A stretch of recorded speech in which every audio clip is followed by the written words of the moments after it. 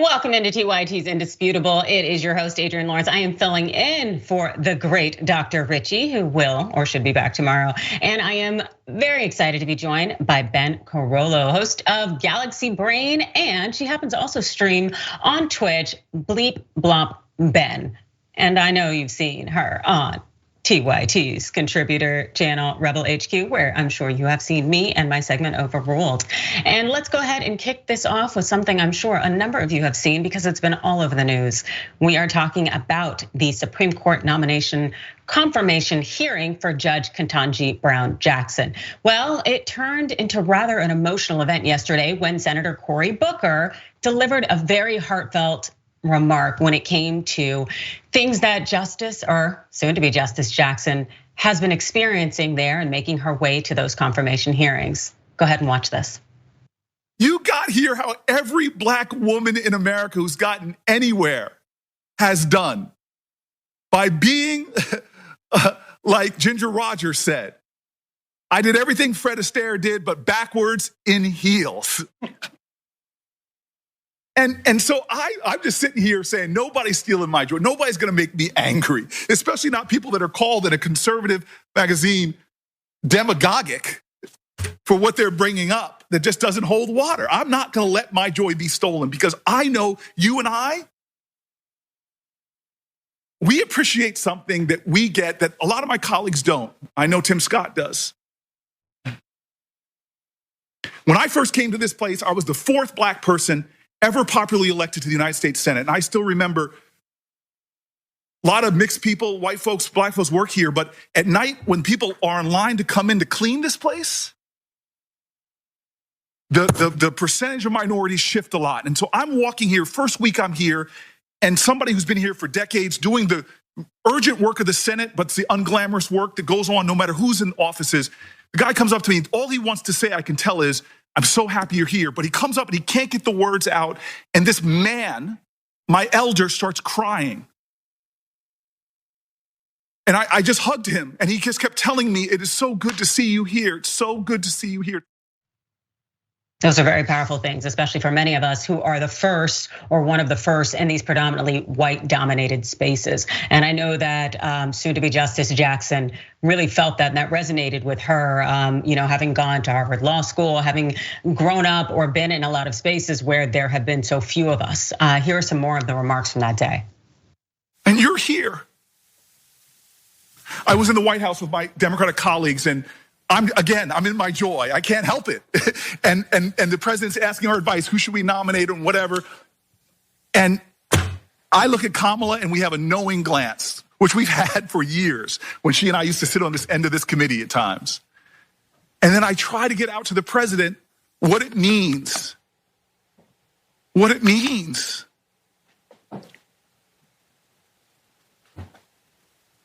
And I want to tell you, when I look at you, this is why I get emotional.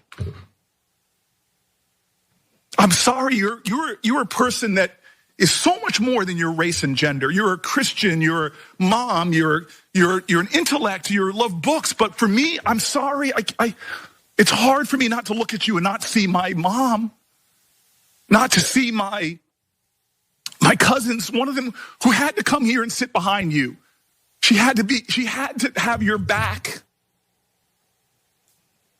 I see my ancestors and yours. Nobody's gonna steal the joy of that woman in the street or the calls that I'm getting or the texts. Nobody's gonna steal that joy. You have earned this spot. You are worthy. You are a great American. A great American indeed. And Cory Booker spoke for some 20 minutes, rightfully praising KBJ on her accomplishments, highlighting the significance of her nomination because she's an incredibly talented woman and she deserved to be there. Unfortunately, not everybody felt that way and they thought that they would try to knock her off her throne or at least maybe tilt her crown some, because Booker came to this remark in essentially its spirited defense of her. It really followed that constant barrage of attacks by the GOP. And here's a recap according to the Associated Press. So in a marathon hearing stretching into the night, Republicans aggressively questioned Jackson on the sentences she had handed down to sex offenders in the 9 years as a federal judge, her advocacy on behalf of terror suspects at Guantanamo Bay, her thoughts on critical race theory, and even her religious views. At one point, Senator Ted Cruz of Texas read from children's books that he said are taught at her teenage daughter's school.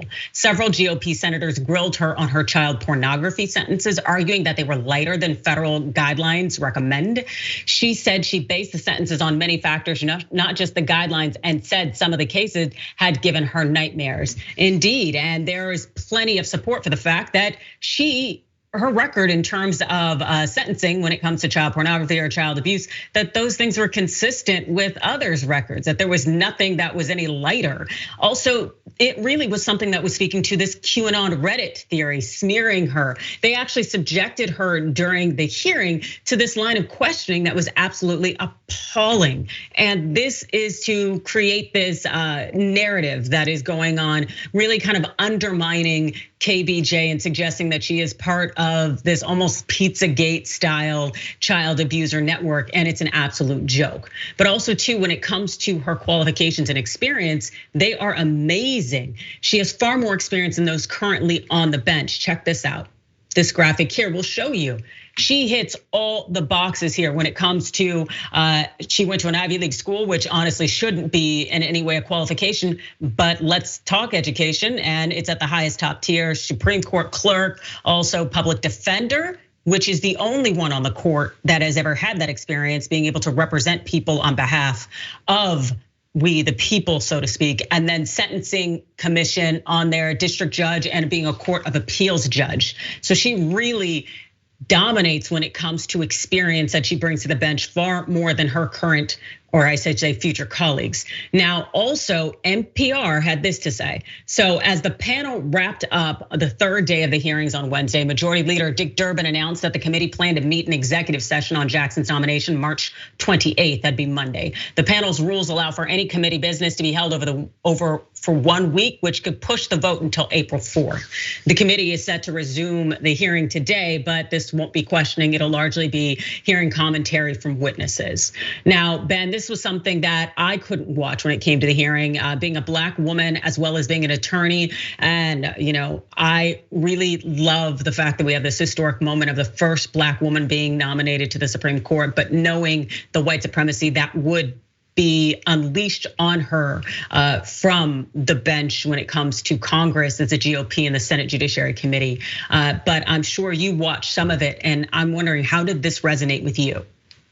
Yeah, I mean, so from my perspective as a trans woman, I'm super hopeful. I'm super hopeful because not only are we talking about representation for Black women on the Supreme Court, but we're also talking about, in my opinion, what will be meaningful representation where Ketanji Brown Jackson, she literally has experience as a public defender. And to me, that speaks immensely to both her character and I think her potential as a Supreme Court justice, because public defenders have to be defenders of the public. That means they have to be willing to put themselves in the shoes of marginalized people from any community and defend them against claims of criminalization.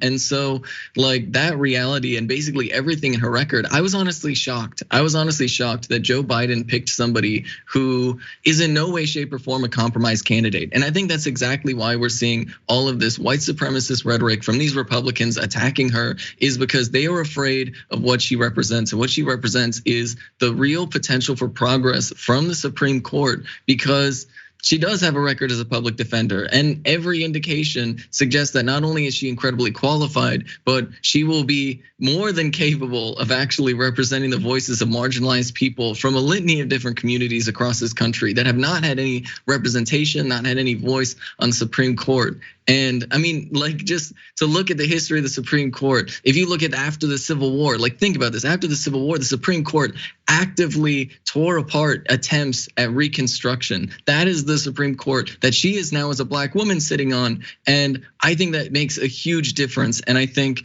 that I'm honestly, like, as somebody that often criticizes Joe Biden, shocked and amazed that he would pick somebody as qualified and really as fantastic as Ketanji Brown Jackson.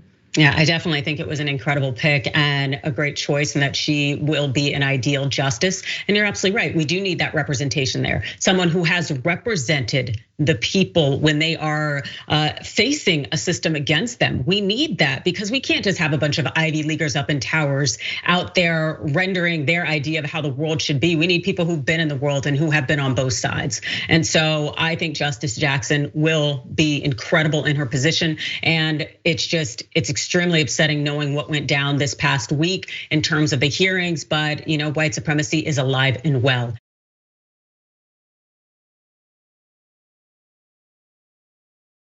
When it comes down to the Caribbean, I think that ideas of white supremacy seem to be becoming less dominant as the force. Because while they were on their week-long tour of the Caribbean for the Queen's Jubilee, that's essentially marking the Queen's 70th year on the throne, well, the royals, they got into issues that I think maybe have ruffled their feathers.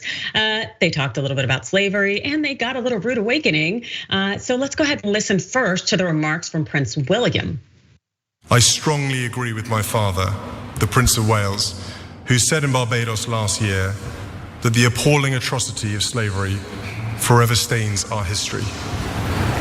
I want to express my profound sorrow. Slavery was abhorrent, and it should never have happened. Oh, it's interesting, since I know that whole British Empire was a huge participant when it came to slavery. So it's too bad we couldn't get an apology out of it. But let's go ahead and see what CNN had to say. They said that the Duke's remarks came a day after a small group of anti-monarchy protesters gathered in the Jamaican capital of Kingston to demand an apology from Britain. Some chanted "Apology now, reparations now," while others carried posters and placards reading "Apologize and let's get current, let's get rid of the rule of the Queen." Here is a clip of some of those protesters. Protesters demanding the British government pay reparations for slavery and apologize. Despite the protests, William and Kate were welcomed by many across Jamaica. The couple playing soccer and joining in as locals played the drums. Yeah, but definitely don't let that cute little they were welcomed and they were embraced to fool you, because, well, Jamaica let them know that it's not here for the Queen's rule anymore. When the Prince and Kate had met with the Prime Minister of Jamaica, Andrew Holness, he had this to say. Jamaica is a very free and liberal country, but Jamaica is, as you would see, a country that is very proud of our history, very proud of what we have achieved, and we're moving on, and we intend to attain in short order our development goals and fulfill our true ambitions and destiny as an independent, developed, prosperous country. Yeah, that's right. The Prime Minister just let Prince William know that they are going to be replacing Queen Elizabeth II as the head of state. Now, this would become the second country to cut ties with the Brits, as last November, Barbados became a republic and gave the Queen the boot. But let's talk a little bit about what the British Empire did to Jamaica to get us here. This is per an academic, Michelle Limones, who authored the research paper, Devious Ingenious British Colonialism in Jamaica. She said Jamaica was conquered by the British Empire basically 1655, and driven by an appetite for the accumulation of wealth. British colonialism was described as pure evil. It is evident that Jamaica's colonial model was a strategic art form that guaranteed domination, controls, and subjugation of the labor force using all forms of violence. In Jamaica, British colonialism created cultural identities of whiteness as superior and blackness as inferior. It legitimized and reinforced this biased reality through nationalism and privilege of whiteness, and alienating, repressing, and marginalizing blackness. Now, the British Empire would engage in a process of whitening the Black Jamaican populace, and they do this through rape, And they essentially would produce mixed race children that they would enslave. So not only would they increase their slave population, but then they would use these children to reinforce the hierarchy where whiteness was desired. So here's what Leomonis had to say about that. She said, sexuality for the female slave was a rite of passage and involved physical and mental humiliation, ensuring that the slave was aware of her role as a worker and vessel to bear more slaves. Third generation mulatto children and descendants of foreigners born in the Jamaican colony were used to increase the white populace and to control other castes. And also changing the way that gender was perceived in Jamaica was key to Britain's colonization of the island and breaking down and dividing the people there.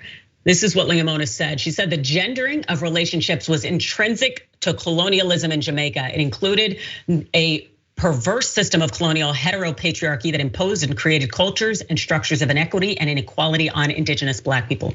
Gendering and heterosexuality, the dominant male and submissive female, are imposed at all levels within a society, continually intersecting and reinforced until it becomes the cultural norm. And so by way of using these constructs of race and gender, Britain was able to divide, conquer, and kill a nation.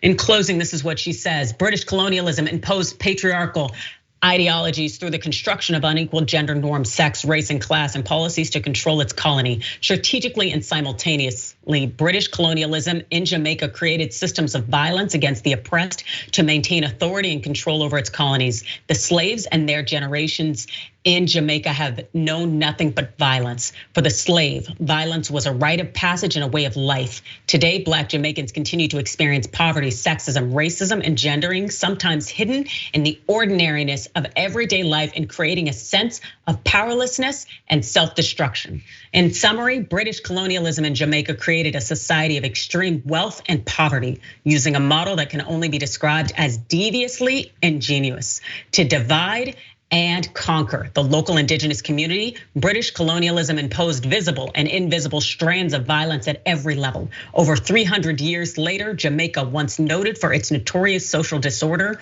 during British colonialism and slavery, is considered today as one of the most violent countries in the world. That is what Britain did to Jamaica. But despite that history, some British media pundits are still finding a way to put the blame on Jamaica wanting to leave the Queen behind, of course, by putting it on Meghan Markle, believe it or not. Yeah, claiming she's trying to destroy the Commonwealth. This is insane, absolutely ludicrous, especially given the disgusting history and capitalization and exploitation that the British Empire has done to Jamaica. How does this sit with you, Ben? Yeah, I mean, like there's so many layers to this. Like if you look at anti-gay and anti-trans laws around the world, you'll see this trend of a lot of like white Americans looking at the rest of the world and saying, "Oh, look at those people over there. They're so homophobic or transphobic or whatever." And odds are you can go back to their history and find, oh, they were colonized and these rules were enforced in their populations, and there was extreme colonial efforts, right? Extreme genocidal efforts to embed these cultures and norms into these societies. And like that's just one layer of it. Another layer of it is all of this rests on top of an incredibly long history. Like we have to remember, all of this goes back to even just take a look at Haiti. When the Haitian slaves freed themselves from slavery and literally fought a revolutionary war against the French to maintain their independence, they were forced to pay reparations to France up until just a few decades ago. And this is the reality that has continued for literally hundreds of years with attempts of decolonization and multiple waves of decolonization. There was another wave after Fidel Castro kicked out American businesses from Cuba, and that kicked up like a bunch of countries in the global south looking to them for hope for decolonization. But that decolonization has never really happened. And the call for reparations is, I think, a very, very important and very critical one that should never be ignored, and I think should be at the forefront of this, because it is hundreds of years of not only the extraction of wealth, but the dehumanization of entire populations that both the British colonialism and French colonialism, Belgian colonialism, all of those colonial powers put in place these extreme cultural controls, put in place like extreme apartheid regimes, genocide regimes, and ultimately now it's coming to a moment where some of these countries are starting to try and free themselves peacefully from this colonial influence. But ultimately, there needs to be a follow-up with reparations, because the impact, the poverty that these countries are experiencing is because of that history of colonialism. Absolutely. Yep. They came to those countries, infiltrated them, broke them down, and broke those people's spirits, took everything from them and continued to benefit from it to this very day. So if Prince William can't apologize, he at least needs to cut a check. But it definitely is something that needs to end, and it needs to in some way be ameliorated through a payback. Reparations are necessary. And we will be back very shortly. As they say, stick and stay.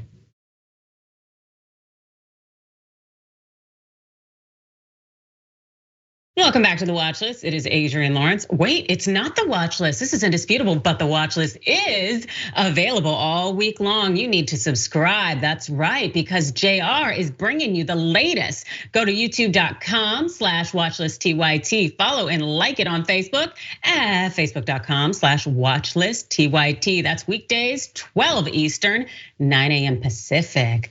And also podcasting. Have you checked out the Indisputable podcast? That's right. Go ahead and do so on Apple Podcasts, Spotify, Google. You better get it, as there is much to be had for Dr. Richey, and you definitely need to click follow, hit that rate with 5 stars, and then head over to Twitch. And it's Ray Actions with Rayvana after Indisputable.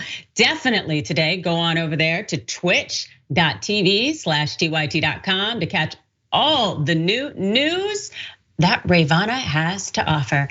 And let's check out what y'all got to say out there in the virtual world. Well, gosh, Moondragon with the $5. Thank you so much. Always here for Adrienne and Ben. I am a fan. Lil Krabby Dragon says Indisputable with 2 lovely, intelligent, beautiful human beings. Thank you, Oodles. As far as Cory Booker's remarks on KBJ go, Dark Fire Ring says Booker rocked it out. I got emotional listening to him talk. What a powerful statement. Absolutely. Seth A Nice T says the United States is overdue for proper Black representation in most forms of government. Yup. And also Cindy Lou 87 says that was the first nice thing I think I ever heard anyone say to her. Yeah, definitely during those hearings for sure. It was Science Train. I'm actually surprised the GOP senators didn't try to spread more lies about KBG. Oh, I know that they did. Mickey C, the Silverhead Dragon says when JFK was running, the hysteria was that he was a Catholic and that meant the Pope would be running the country. In the naive, idealistic 1960s, I thought that the day would come soon where we could no longer say the first, whether gender, race, religion, etc. I repeated that wish over the decades. Over a half century later, we still have to say it. That is why Booker brought tears to my eyes. Yeah, for sure. As far as the British royals having that unwelcome visit to Jamaica, Green New Deal Dragon says monarchists are relics of the past. Yep, and I know that they are getting that feel. Alchemy says no one cares about an apology. Start giving out some checks. That's right. Yep, apologizing cash. E Pluribus Brian, Duck Dragon. If I were from the UK, I would be pretty steamed about my tax dollars going to one family to make them rich while everyone else struggles. Hey now. And then RS Nick 0721 says, I am so sorry, increase the white population. Mixed folks aren't wanted anywhere. Yeah, it's a bummer what they did. And definitely, their oppression is still felt. And unfortunately, across the pond over here in the United States, our oppression is definitely felt with these Karens. So I wish a Karen would. You want to call the police on them for having a barbecue on a Sunday. I feel free. Back off. I'm going to tell them there's an African-American man threatening my life.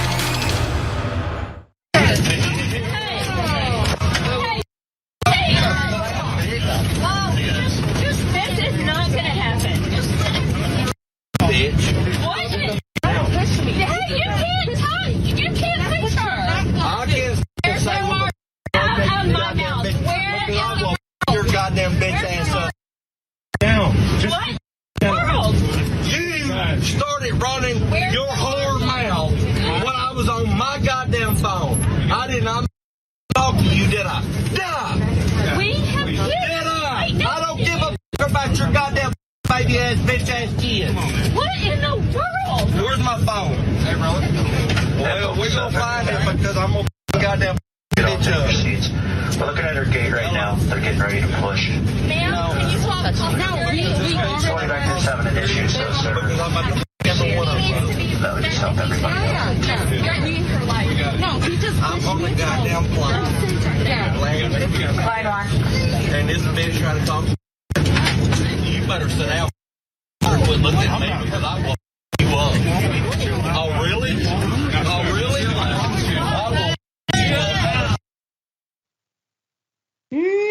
I know he thought he had something to say to her, but I'm sure he piped down real quick when those two brothers stepped to him. Oh my goodness, this man on a plane, I would lose it being in that confined space with all that shenanigans. What do you think, Ben? Yeah, I mean, okay, first and foremost, if you're on the plane and you're taking a phone call, like you need to acknowledge that you're the one that's being rude. I get it, we all have business or whatever, like sometimes you maybe have to take a phone call, but like generally you're already like on the edge of being rude by just taking that phone call. And then like he's complaining about, oh, why are you talking to me while I'm on the phone? Probably because you're on a plane. I mean, and if they're on a plane and they're on boarding and they're like about to like start going off, once again, like according to the rules of the airline, you're also just not supposed to be on your phone as like the plane's like getting ready to like take off and stuff. So like he's in the wrong in like a million different layers. But instead of being apologetic, like, oh gosh, I'm so sorry because I'm on the phone. Yeah, I have no choice. It's business. He's getting like in everyone else's business about this. And it's just the audacity. The sheer audacity is honestly astounding. Oh my gosh, the misogyny, calling her what, a whore and all sorts of things. Like this individual should not be able to be in public exposed to anyone else. And I really hope that he got arrested at the end of the day. I do feel bad in that, these two black gentlemen should not have to be the bouncers. Like we already face enough discrimination from flight attendants and have all these negative experience in places. So now that we have to protect people on top of it, it's just, I just feel like I want reparations. Just this thought that we have to actually do this. And I just hope that those men were saved, that they were rewarded in some way for being there to protect others and to shut down this individual. But it's just too often is the case, and not enough is done to keep these people from engaging in this behavior that puts us all in danger.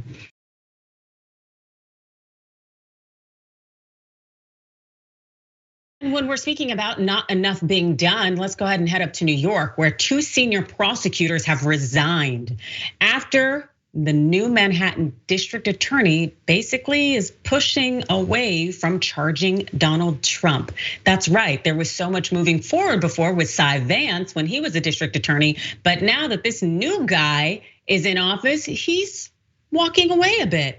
The prosecutors who decided to resign, that's Mark F. Pomerantz. Well, he is pictured here. And then there's also a Mr. Dune who we will talk about later. But he wrote a resignation letter that essentially told it all.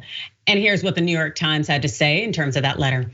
One of the senior Manhattan prosecutors who investigated Donald J. Trump believed that the former president was guilty of numerous felony violations and that it was a grave failure of justice not to hold him accountable, according to a copy of his resignation letter. That prosecutor, Mr. Pomerantz, submitted his resignation last month after the Manhattan District Attorney Alvin Bragg abruptly stopped pursuing an indictment of Mr. Trump. Now let's go ahead and I'm gonna put up this picture here of Mr. Bragg, who just came into office, replacing Cy Vance. Yep, that's Alvin Bragg. He is the new DA in Manhattan. And despite all of the advancements that had been moving toward prosecuting Trump, all of a sudden he gets in office and he decides to pull back.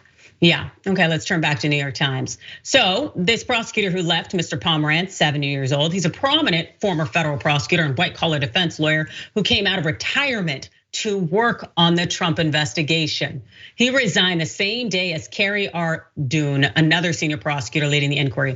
Mr. Pomerantz's February 23rd letter, which was obtained by the New York Times, offers a personal account of his decision to resign and for the first time states explicitly his belief that the office could have convicted the former president. Mr. Bragg's decision was contrary to the public interest, he wrote. The team that had been investigating Mr. Trump harbors no doubt about whether he committed crimes. He did.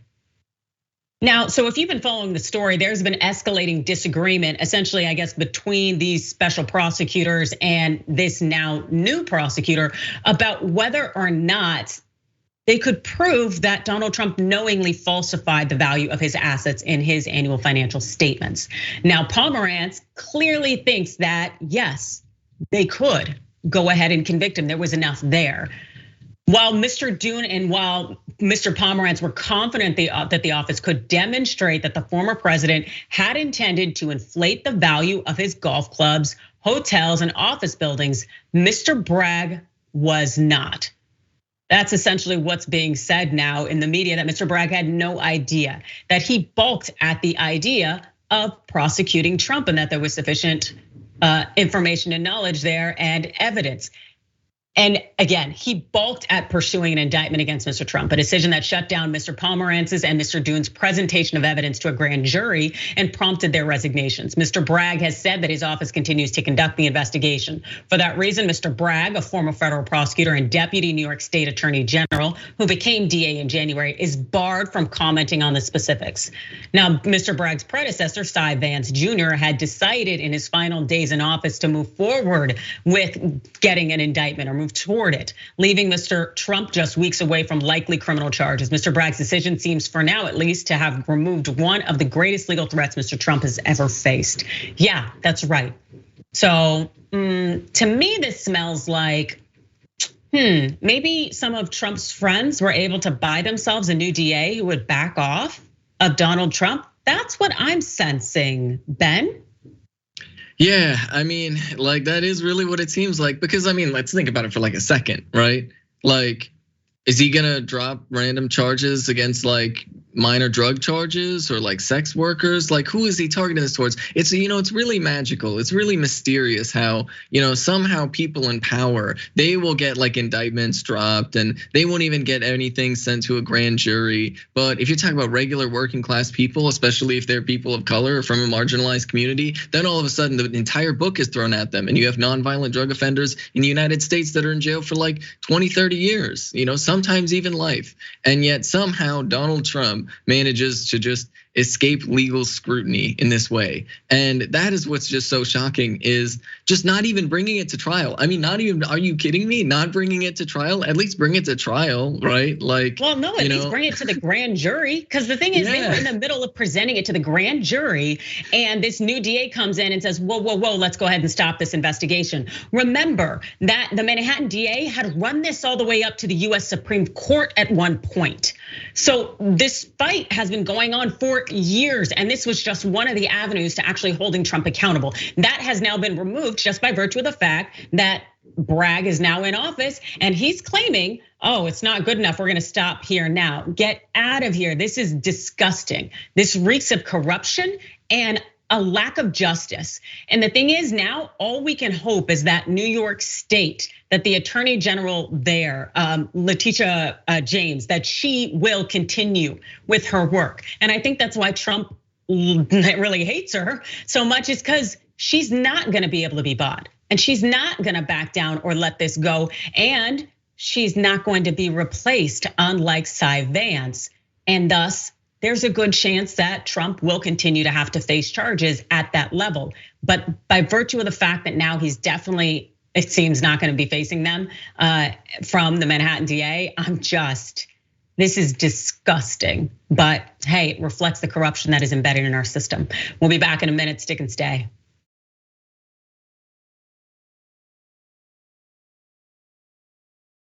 Welcome back to Indisputable. It is Adrienne Lawrence, and let's just go ahead and jump to what y'all got to say out there. Well, as far as the male Karen on the airplane, Granny Dragon 1 says, I'm never getting on a plane ever again. If I could avoid it, absolutely. Fiddlin' Nero, I wish the world was flat so cats would knock all the Karens over the edge. That would be very entertaining. I'm sure Maverick would be down. Bernie the Kiwi Dragon, duct tape, break glass in case of Karen. Absolutely. Raja Harris, the whole plane should have been on his ass. Yeah. Kevin Bard, Larry the cable guy sure has gone downhill. Oh my gosh. I feel like that's an aspiration for that dude. Former lawyer for the Manhattan DA, well, Cassandra Kaprinica says, not charging Trump is gross dereliction of duty. Absolutely, and I really wanna know who's paying for this? Who's bankrolling this? Because it's gross. Seth Anisit says, I can believe in a lot of fantastical and amazing things, but I don't have any hope Trump will ever go to jail for what he's done. The justice system is just too broken. Yeah, I agree. I fear that as well. Trudy Lawrence says, I believe something is amiss here. Yeah, there's something definitely going on. And Green New Deal Dragon says, can the DA be recalled or pressure put on him somehow? We need the law to apply to everyone, not just those without wealth or power. Absolutely, I couldn't agree more. And you know what? I really just hope that the feds are making some phone calls, listening in, because yeah, you can definitely get busted for all sorts of bribery and corruption. And it would be good to figure out what happened here. But let's go ahead and turn to a story that we know is going on when it comes to Congress. So there's a Democrat who was previously accused of rape more than once, maybe planning a primary campaign against progressive incumbent Congresswoman Cori Bush. That's right, Bush has been outspoken on her own sexual assault experience, and now she may have to go up against this Democrat. It's this guy here. He is a Democrat in the state Senate right now, Stephen Roberts. And Roberts has until March 29th to file papers and to make his candidacy official. And so we're all kind of waiting with bated breath of whether this gentleman here is actually going to get out there and try to campaign against Bush. So according to News One, Roberts, who identifies as Black, was first accused of rape in 2015 after a law school student reported his alleged actions to the police, resulting in the then assistant prosecutor at the St. Louis Circuit Attorney's Office being arrested for suspicion of second-degree sodomy.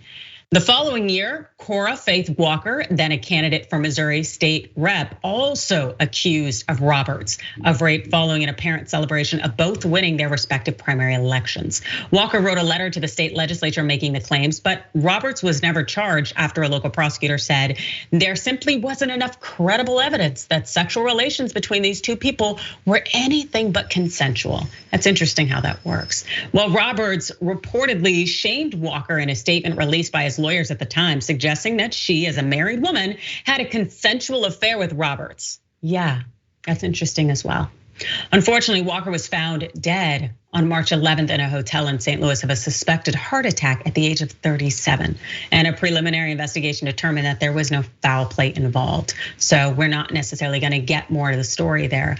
But Roberts, we do know, is trying to erase his past transgressions. This is also what we know, that the suspicion that Roberts could be inching closer to challenging Democratic US Representative Cori Bush was only bolstered after the former's Wikipedia page was recently scrubbed of all references to past rape accusations against him, including one by his former fellow lawmaker Walker.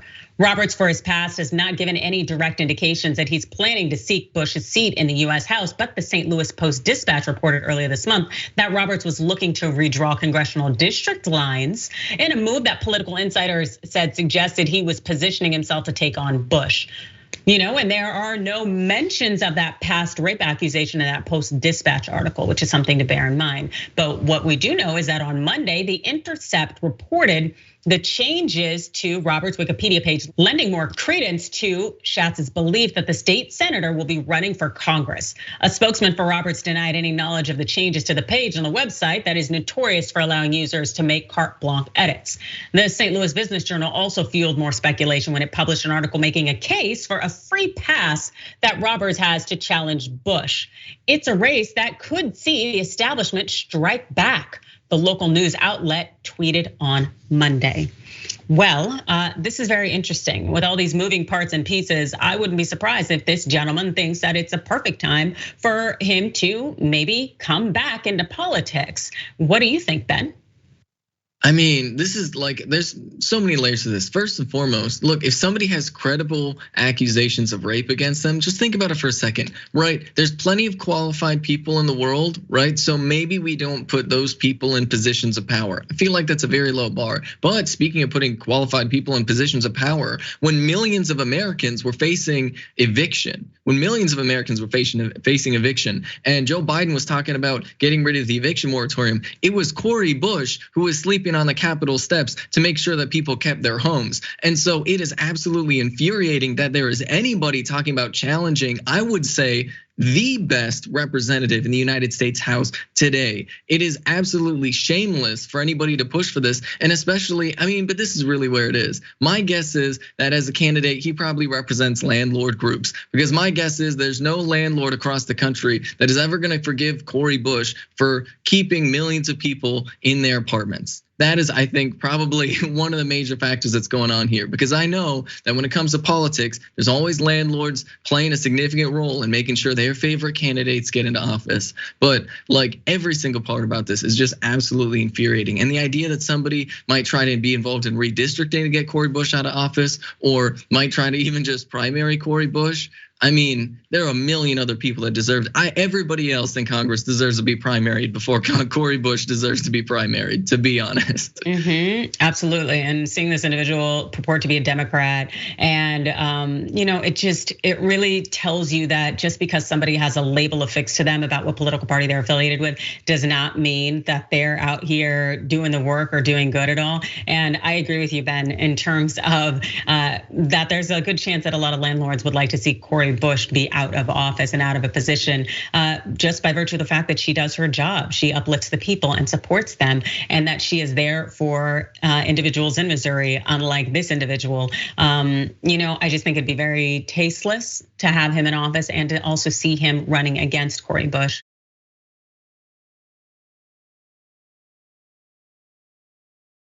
What in the red state hell? You can take a gun, shoot somebody in the face. It's not hard. Sometimes it might even be fun if they're a godless commie. Now, what they're trying to do is sneak the COVID vaccine in your salads. I hate math. Somebody say amen.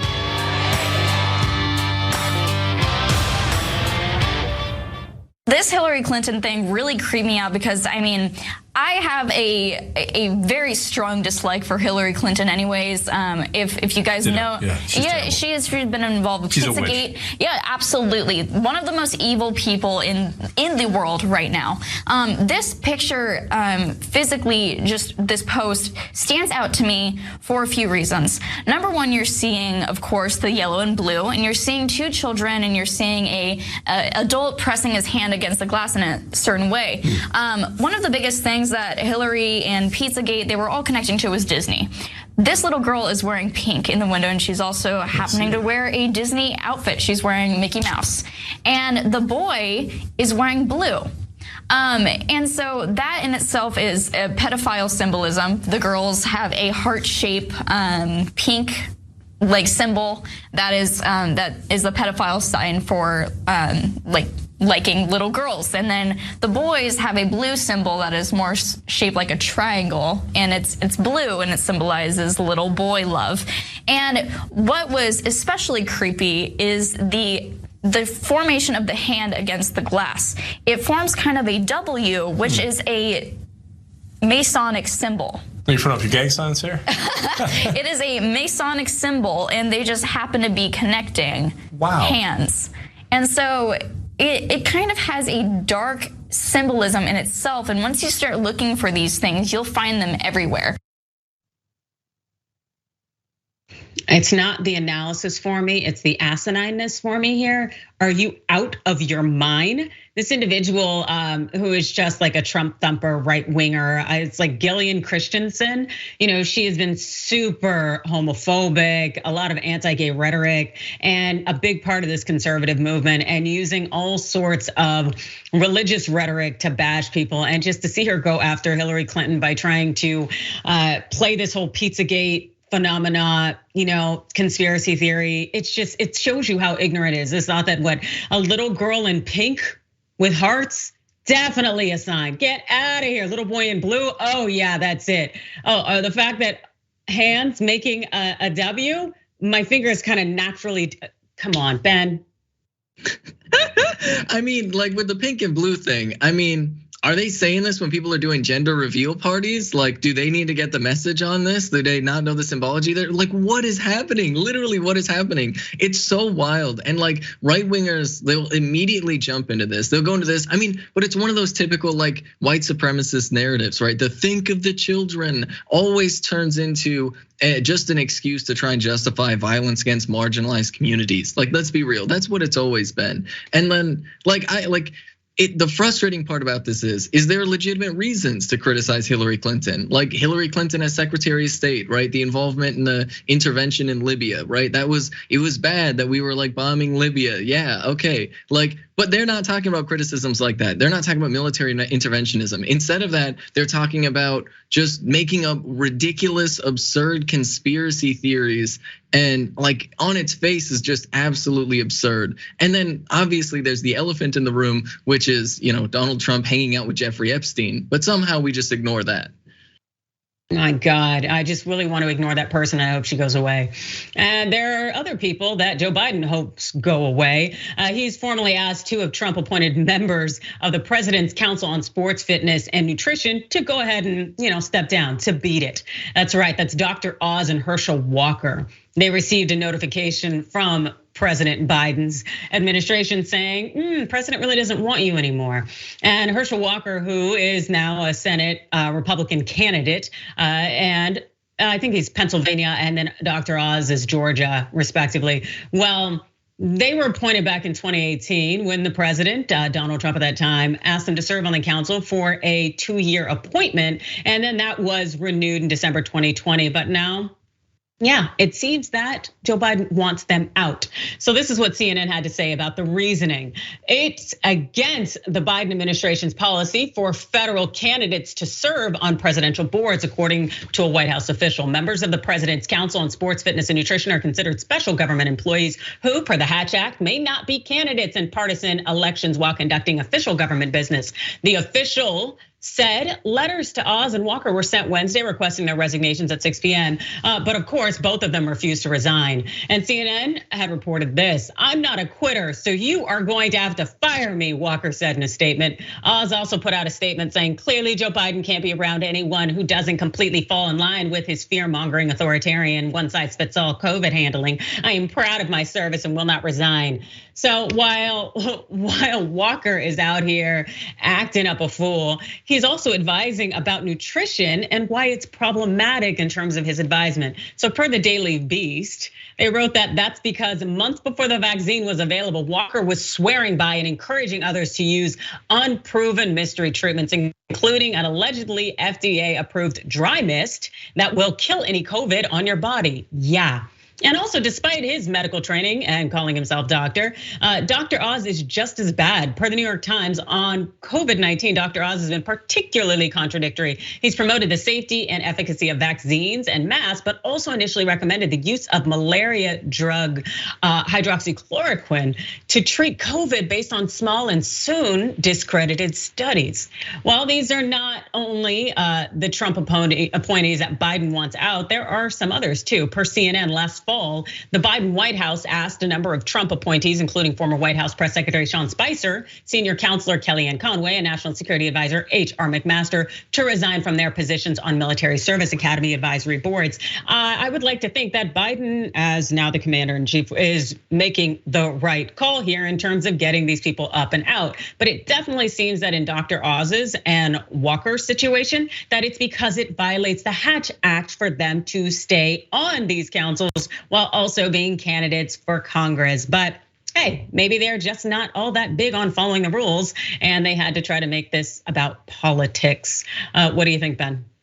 Yeah, I mean, aside from like the Hatch Act kind of like never really like seriously enforced, which is one thing that's just, I think, a little bit frustrating about it, that they, because the people that are subject to the Hatch Act very often are positions of power, like Dr. Oz, where they kind of are just able to shirk the law in a lot of different ways. But like Dr. Oz being, the fact that he's even there in the first place just speaks to the ridiculousness of Donald Trump, just seeing somebody on TV and putting them on a board. Like Dr. Oz does not belong on any type of like health board. His whole TV show was just this, honestly, like propagated a lot of anti-science mentality, because he was very into the whole like popular diet phenomenon that leads to people, oh, is coffee good for you? Is coffee bad for you? Is chocolate good for you? Is chocolate bad for you? That type of like back and forth thing on like the popular diet is one thing that lets people have a very anti-science sentiment that I think has partly been responsible for growing into this anti-vax movement, where people look at Dr. Oz saying different things one week over over another. And then they'll say, oh, well, clearly doctors have no idea what they're talking about, And it's like, no, they do. Dr. Oz is just a TV grifter. Yeah, no, he definitely was. And hey, we had a TV grifter as a president, so it almost seemed pretty appropriate. It's one of those things where I think that Biden should have probably done this a long time ago, but I'm glad it got done now. And I'm also glad that you joined us today, Ben. Thank you so much for all of your contributions. Insightful as always, you are the best. Can you please tell the viewers where they can follow you and find more information that you have to offer? Yeah, so you can follow me at Benjamin Carollo on Twitter, and you can also check me out on TYT's Twitch channel every Friday at 4 p.m. Eastern time for Galaxy Brain. Yes, and also I heard you're on Rebel HQ, is that right? Yeah, you can check out all my sweet videos and Adrienne Lawrence's on Rebel headquarters. Yes, indeed, you can definitely check us out on Rebel HQ, and we're very excited to be there. And thanks for staying with me today.